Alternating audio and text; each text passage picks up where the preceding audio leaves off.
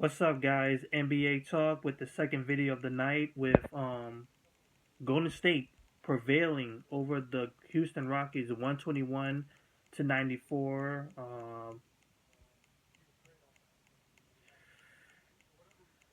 There's several things to say about this game. First off, most importantly, the status of Stephen Curry. If you don't know, if you've been watching, you probably heard it by now. Stephen Curry got hurt in the second quarter towards the end of it, banging his right leg. He slipped somehow. It was pretty much, you could say it's pretty much slippery on there, wet. He was guarding James Harden and he just somehow banged his, I think it was his right leg. He went straight down and he stood there for just a quick few, and then he hobbled straight to the locker room, just done. And it went straight into halftime. Of course, they're doing warm ups during halftime. He was trying to see if he could still go, and he was just shaking his head like. And then he went straight to the locker room, and he was declared unable to play in the rest of the quarter. I mean, the rest of the game. Matter of fact, but it did not really matter because Golden State just beat them down, beat those Houston Rockets down. Because I don't understand. I don't understand what went wrong with the Houston Rockets this game. So pretty much it was all competitive the first half. Houston Rockets just giving it to the Golden State Warriors, and Golden State Warriors giving it right back. They would have a tie in the first half. I don't know the amount of points they both tied with, but they were competing. The Houston Rockets were passing the ball. They were passing to Dwight Howard, which was great. Just like pass it all around. It will make things much better. He played a hell of a game. Plus, they were making the Golden State Warriors in foul trouble, just putting Harrison Barnes in foul trouble, putting on Andrew Bogut in foul trouble, and Draymond Green, a vital player, in foul trouble. So they couldn't do much in the first half. And you would think that, oh, this is going to be a huge game down to the wire, but that was not the case. Because when the third quarter happened, people, all you could say, all you could do is just shake your head and just like damn these Houston Rockets, man.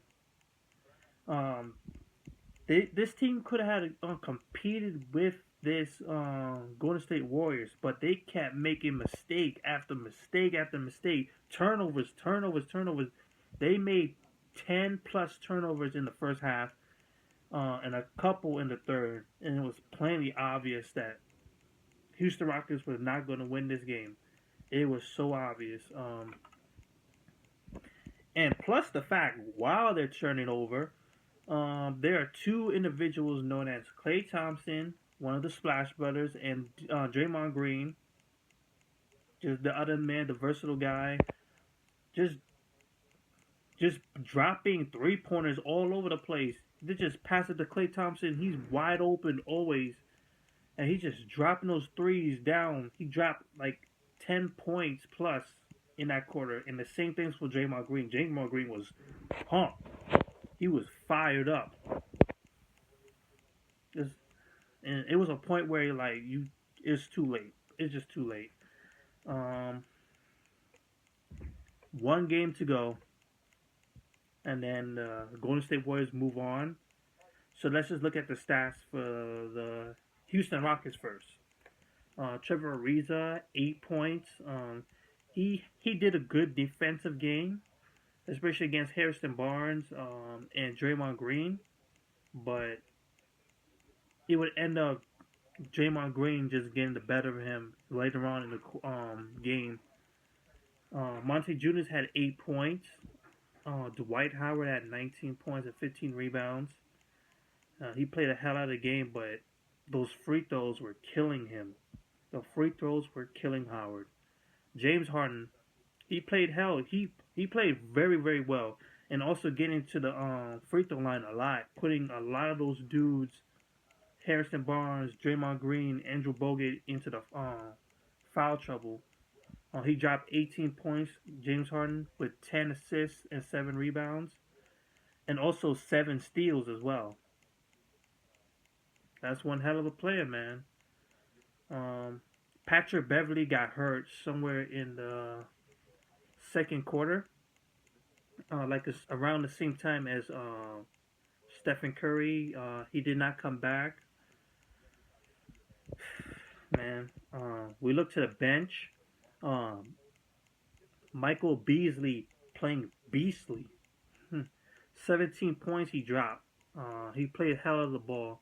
9 points from Jason Terry. They played him quite often ever since Patrick Beverly went down.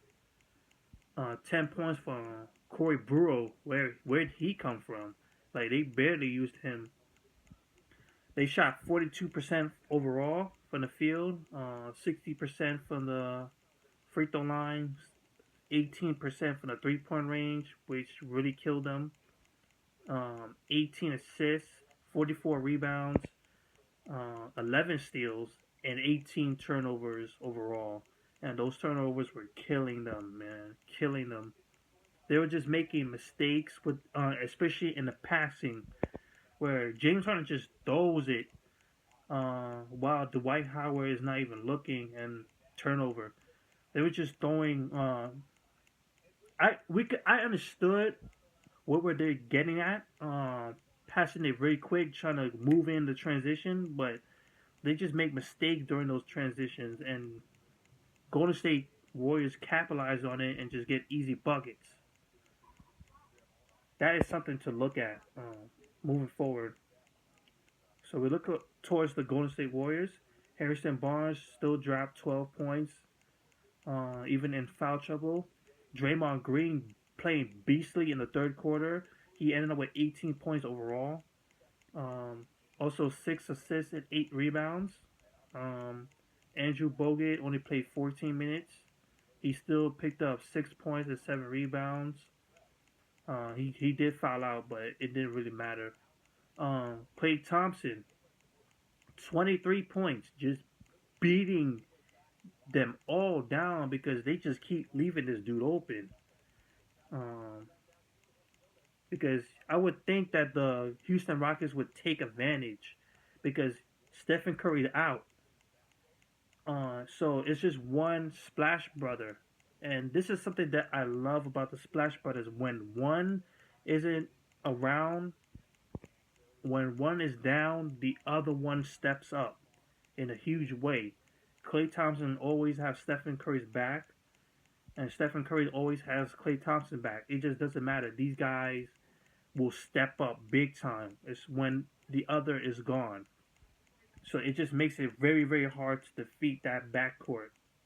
That's why they are the best backcourt in the NBA. Stephen Curry, like I said, he got hurt and never came back. He only played 18 minutes, 2 out of 9 shooting, 6 points, 5 assists, and 5 turnovers. So he didn't have a very good game at all, even before he got hurt. Plus, he's just coming back from injury too, so we can't say all that. Andre Iguodala stepped up to big time. 22 points he dropped with 5 rebounds and 4 assists. You got some stuff from other players too. You got Spades dropping 7 points. You got Livingston, who was just dogging everybody because of his height. The height is just great for him. Playing point guard, yeah, like no one could really guard him. He dropped 9 points, man, and 7 points from Barbosa. So that's it. 51% from the field overall, 52% for the 3-point range, 16 turnovers, still iffy, and 38 assists. 38 assists, wow. And I believe they set a NBA playoff record with most 3-pointers made as a team. I think the Cleveland Cavaliers did that this playoffs too, but I guess they just got taken over already. So That's it. Golden State is one win away from moving on to the second round and possibly might face either the Clippers or the Portland Trailblazers, both teams that are very threatening, especially Clippers, who are their rivals, and they will not hesitate to destroy the Golden State Warriors if they have a chance.